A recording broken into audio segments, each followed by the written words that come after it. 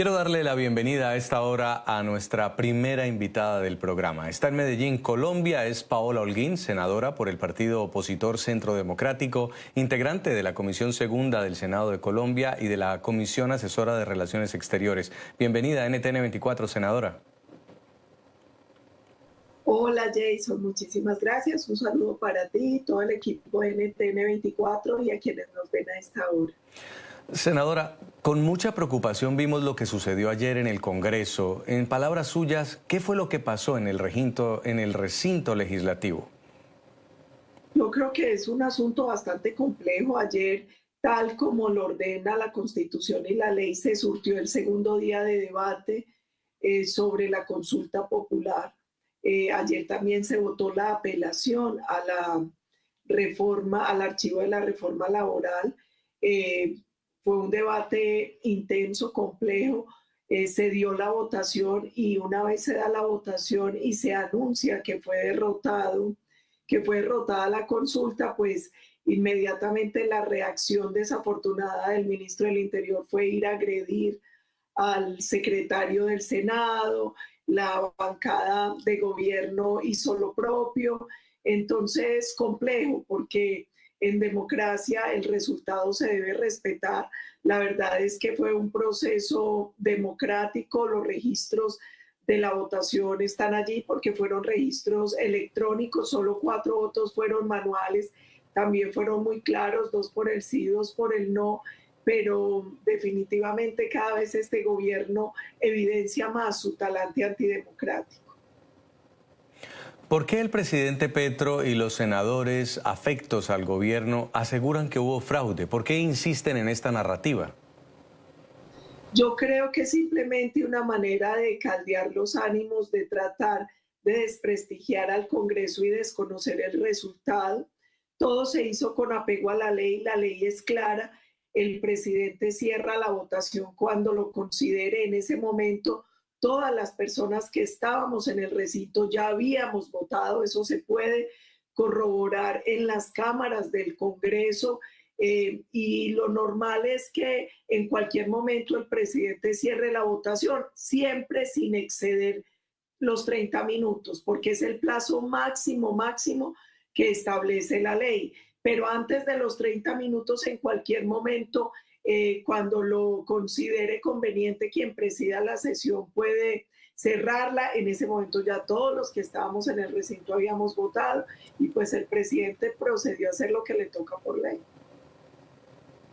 Cuando el presidente Petro apunta contra el presidente del Senado con los calificativos que utilizó, en su óptica, ¿qué mensaje está enviando? Yo creo que hoy hay un problema muy delicado y es que este es un gobierno que cada vez está tensando más la institucionalidad, está demostrando un talante antidemocrático. No le va bien al gobierno, al parecer, el tema de pesos y contrapesos y la división de poderes. Y de hecho, ese era uno de los objetivos de la consulta. La consulta terminaba siendo una manera de bypasearse al Congreso. El Congreso democráticamente en 2 oportunidades había negado la reforma laboral y por eso el gobierno decide apelar a la consulta popular como una manera de burlar los contrapesos. Ahora viene una cosa más grave, cuando en democracia votamos y nuevamente tomamos una decisión, esta vez sobre la consulta, pues el presidente sale a azuzar a la ciudadanía contra el Congreso, a exacerbar los ánimos, a descalificar a los parlamentarios y el proceso, tal como ya lo había hecho el 1 de mayo. Yo creo que esta no puede ser una democracia bajo chantaje. Yo creo que los congresistas tenemos que cumplir nuestro juramento, que es defender la Constitución y la ley, que es operar como un contrapeso, como un poder independiente, que no es un apéndice ni recibe órdenes del Poder Ejecutivo, pero cada vez tensa más la situación el gobierno de Gustavo Petro. Senadora, el año legislativo cierra el próximo 20 de junio, falta poco más de un mes. La consulta popular se hundió, pero como lo estaba diciendo usted, la reforma laboral revivió. Y quisiera que nos explique cómo fue que resucitó la reforma laboral y qué viene ahora en cuanto al trámite legislativo. Sí, hay varias cosas. La primera es la Comisión Séptima, de manera legítima y legal, decidió archivar la reforma laboral. Yo personalmente no voté la apelación porque yo siento que no había ningún motivo para revivir esa reforma, porque todo fue legal, todo se hizo de manera legal. Ellos ya habían hecho audiencias públicas, mesas técnicas y tomaron la decisión de manera democrática, transparente e independiente. Sin embargo, las mayorías en el Congreso decidieron que revivían la reforma. ¿Eso qué quiere decir? Que esa reforma que archivó la Comisión Séptima debe ir a otra comisión para surtir los dos últimos debates que faltaban. En este caso, anoche mismo, el presidente del Senado decidió enviar esa reforma a la Comisión Cuarta. La Comisión Cuarta del Senado tendrá que debatirla y si la aprueba, pues irá a la plenaria del Senado.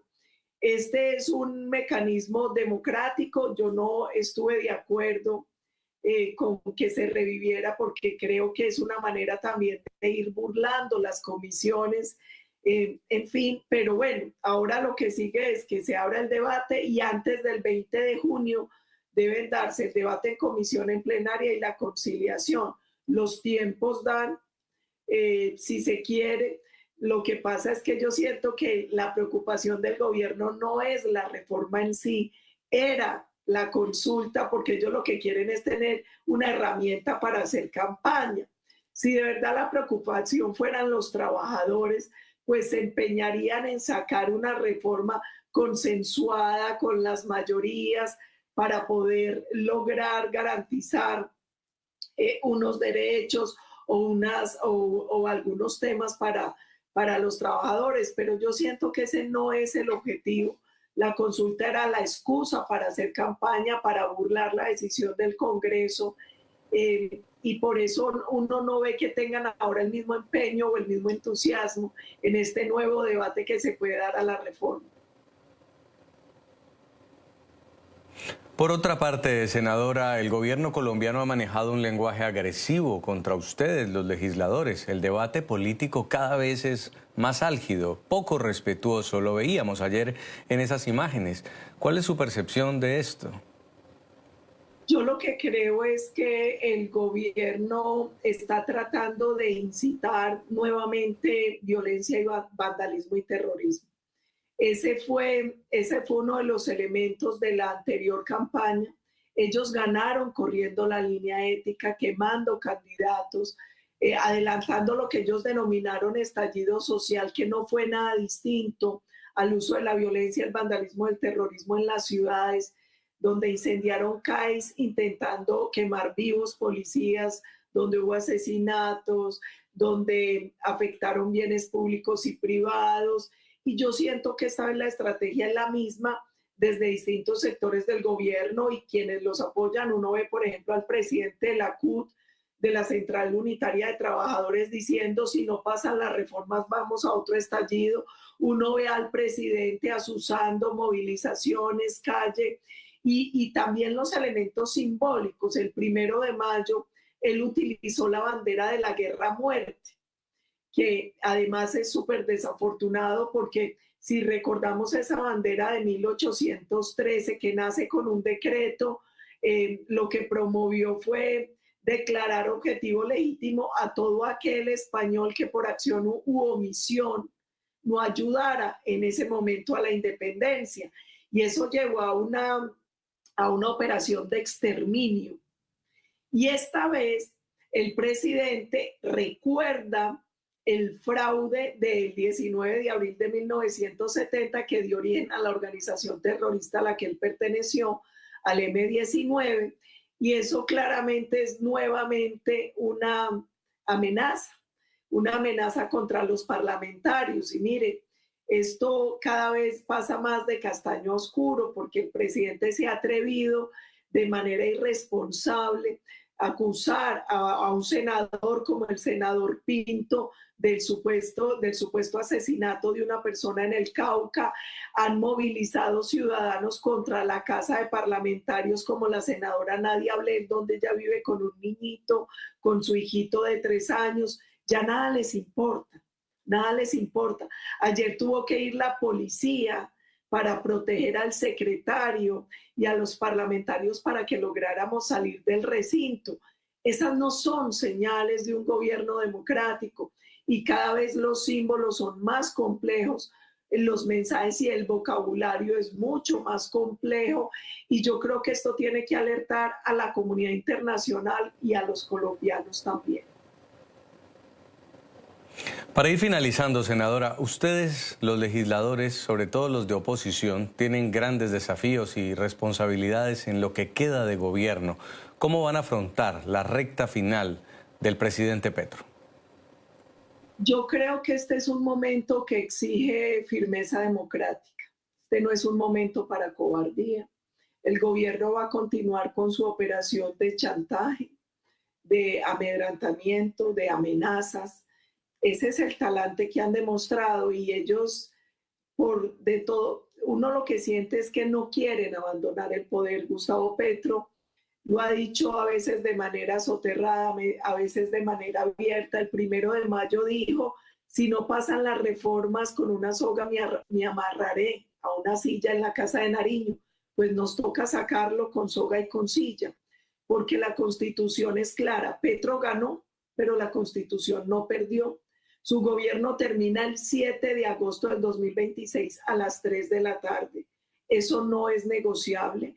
Y yo creo que por encima de partidos e ideologías, los colombianos tenemos que defender el sistema democrático, el Estado de Derecho y que se cumpla lo que establece la Constitución y la ley. Seguramente van a venir meses muy difíciles. Vuelvo y digo, el gobierno parece que quiere apelar nuevamente a la estrategia de la violencia, de correr la línea ética, de presionar, de mentir. Pero bueno, nosotros tenemos que ser una especie de pararrayo de la democracia de los ciudadanos. Nosotros tenemos que proteger a 50 millones de colombianos, no importa cómo piensen, no importa a qué partido pertenezcan, son colombianos que merecen vivir en democracia, son colombianos que merecen vivir en libertad y esa va a ser nuestra tarea. Aguantar, hacer que se cumpla la Constitución y la ley. Quiero agradecerle a Paola Holguín, senadora por el partido opositor Centro Democrático, integrante de la Comisión Segunda del Senado de Colombia, por haber estado con nosotros en NTN 24. Muy amable. Te agradezco mucho y un abrazo muy grande.